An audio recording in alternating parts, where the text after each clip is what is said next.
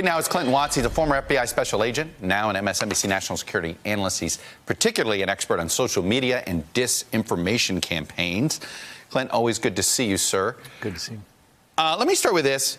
This is a conservative conspiracy theory that is all over social media, that somehow the social media companies are in cahoots to censor them.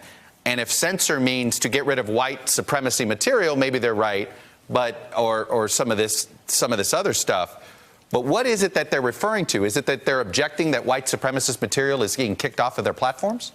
Yeah, that seems to be it. You know, they love to talk about being shadow banned, as if they may. You know, and the interesting thing about shadow ban is you don't really know if you are shadow banned, and maybe your content just wasn't that great and didn't trend. You know, maybe no one's engaging with it because it's not very good. At the same point, this conservative bias thing has been pushed forward really for a couple of years. I testified to the Judiciary Committee at one point, and Senator Cruz was, you know, going very heavy against Twitter that day about conservative bias. Are they a neutral platform? And this has been a steady drumbeat, but I don't think it really represents real fears of conservative bias, because two of the most trafficked, really prolific traffics is Fox News and the Daily Wire on Facebook. I was just going to say, let me put that up here a minute. Facebook engagement just in this calendar year, Fox News is one. And you look in here, and the most engaged, they're number one.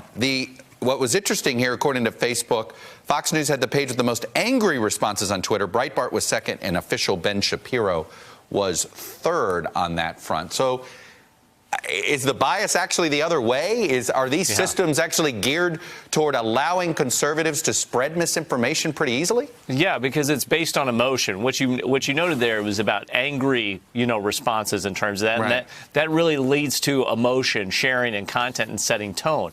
In social media, the source of the information is not necessarily the actual producer of the content, but who shares it with you, your friends and your family, people who look like you and talk like you.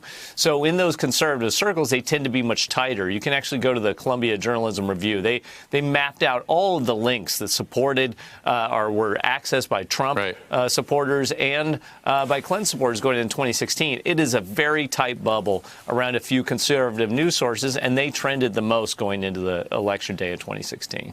There seems to be a reason he's trying to go after social media specifically. Is he fearing regulation that's coming? Or is he trying to launch a new service? Yeah, it's curious that he criticized places like Facebook. If you remember, there was a Trump TV channel that was tried out there at one point, and there's always been talk of this. And really what this is, I think, for conservatives, is social media is the final frontier of their information bubble of their supporters.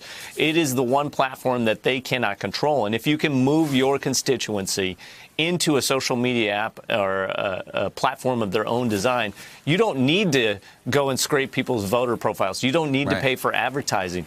You control their message, and you have all their preferences, and you can use that conservative base as your own base to sort of block out any rebuttals. It's a dream come true if you're a political influencer. And if you look, it's pretty consistent. You see Bannon talking about maybe we should nationalize tech, which, oh, by the way, he's death of administrative state. That doesn't seem to jive. You got Cruz, who talks about neutral platforms. And at the same point, you got Nunes doing this sort of wild Twitter suit. But I think it's really part of a strategic campaign to say, conservatives, you need to leave these platforms and come to a platform that's specifically for us. And, oh, by the way, one that we control.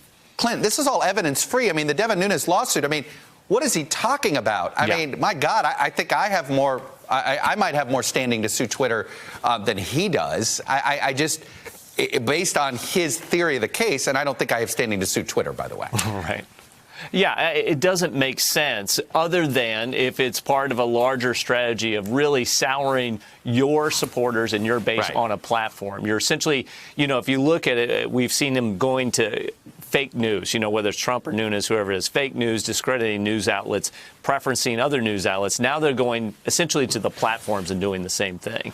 So I think it's a very strategic move to discredit the platforms, discredit the news sources, so that they are the only trusted sources that's out there.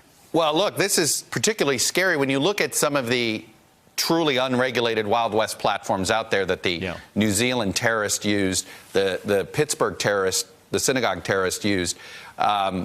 They used some really out there places to communicate 8chan because 4chan was too regulated. Too tight. I mean, yeah, control was too tight. Gab, I mean, that's where this is headed, is it not? Yeah, so if you splinter into all these little pockets and you really dominate people's minds, it's not only unregulated, but it allows for the festering of extremist views and really the development of an alternative reality. You're talking about Gab, going back to that Pittsburgh shooting.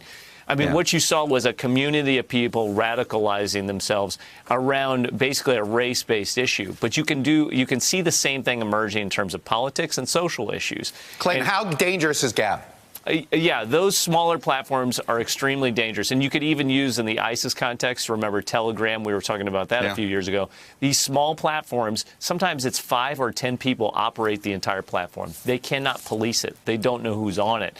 And so that's part of the attraction of the platform to build user base. But at the same point, anything goes in these forums. And it's extremely dangerous, and it's difficult to keep, it's difficult for regulators, but it's difficult for law enforcement investigators as well. Clint Watts, I got to leave it there, but I appreciate you letting viewers know this is the ultimate goal here. They're trying to force everybody out of the mainstream and into their own actual bubble. Yes. Scary stuff. Clint Watts, thank you. Hello, YouTubers. If you're watching this, it means you've checked out our channel, so thank you. Now do me a favor, subscribe by clicking on that button down there. Click on any of the videos to watch the latest interviews and highlights from MTP Daily and MSNBC. You can get more Beat the Press content every morning in the First Read newsletter. If you're tired of content that you don't know anything about where it came from, you don't have to have that problem with us. NBC News, MSNBC, MTP, and the Meet the Press mindset right here for you on YouTube. Subscribe now.